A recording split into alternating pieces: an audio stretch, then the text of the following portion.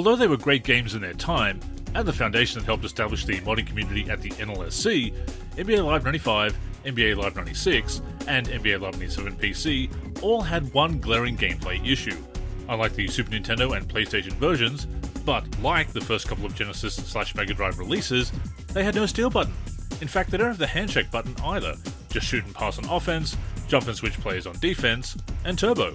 Despite the availability of 4-button controllers such as the Gravis Gamepad, not to mention a keyboard full of keys, there was actually a technical limitation at play here.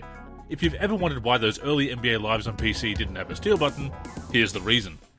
It all begins with the Gameport, a precursor to USB designed for gaming peripherals such as joysticks, gamepads, and steering wheels.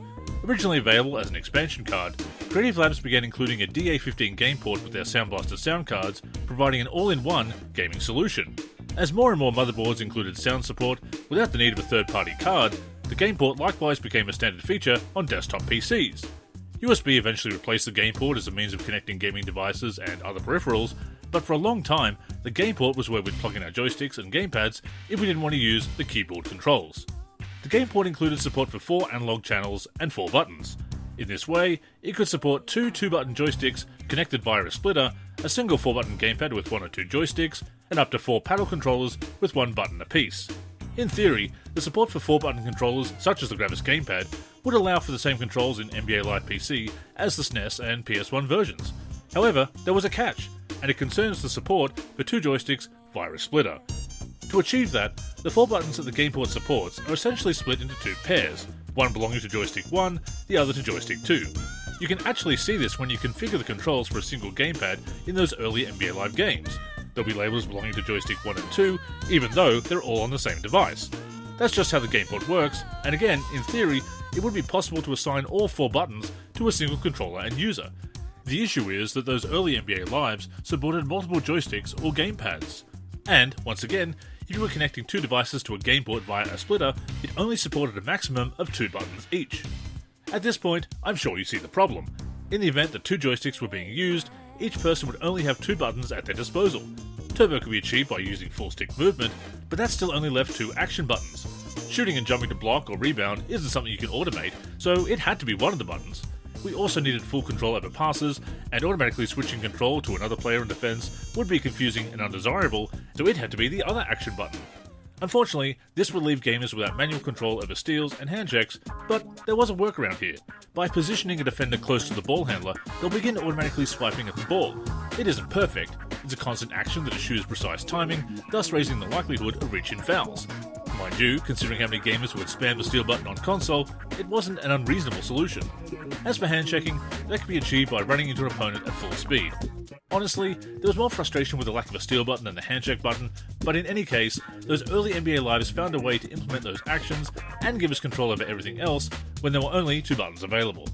And here's the thing, if joystick or gamepad control is going to be potentially limited to the use of 2 buttons and 3 manual actions, shoot or jump, pass or switch, and turbo, then it wouldn't be fair if the keyboard could assign a steal control when a joystick or gamepad could not. Furthermore, those early NBA Live games on PC also supported mouse control, though I don't recommend it, and most mice only had 2 buttons for actions, along with movement sensitivity to determine running speed. The only device that could guarantee enough inputs to imitate console controllers was the keyboard, and it would have been an unfair advantage if it provided controls that joysticks, gamepads, and mice didn't. Therefore, controller configurations were uniform across all devices. Looking back, those games could have offered an alternative solution, such as tapping the shoot button on defense to attempt a steal and holding it down to jump for a block or rebound. In fact, the PC version of Lakers vs Celtics did just that. That approach can be finicky though, and would arguably be more cumbersome than automating steal attempts. The solution the developers opted for was probably the best idea, given the limitations of the Gameport. So that's why there's no steal button in those early NBA Lives. With that being said, how did things change in NBA Live 98 PC, even before USB gaming controllers became commonplace? The answer, basically, is Windows. Windows supported special drivers that expanded the functionality of the Gameport, allowing the use of controllers with more than 4 buttons. Any Windows-based game could take advantage of this functionality, but games designed for DOS could not. NBA Live 95 and NBA Live 96 were DOS releases, predating those drivers and PS1-like PC gamepads. NBA Live 97 PC actually included both a DOS and Windows version on the CD-ROM, but they share the same controller configurations. After all, it wouldn't have been feasible for the Windows version to have different controls to the otherwise identical DOS version. As long as DOS was supported, the Gameport limitations were a factor. NBA Live 98 PC was the first Windows-only release in the NBA Live series, which meant that it recognized both USB devices and Gameport controllers with drivers that added support for all those extra buttons.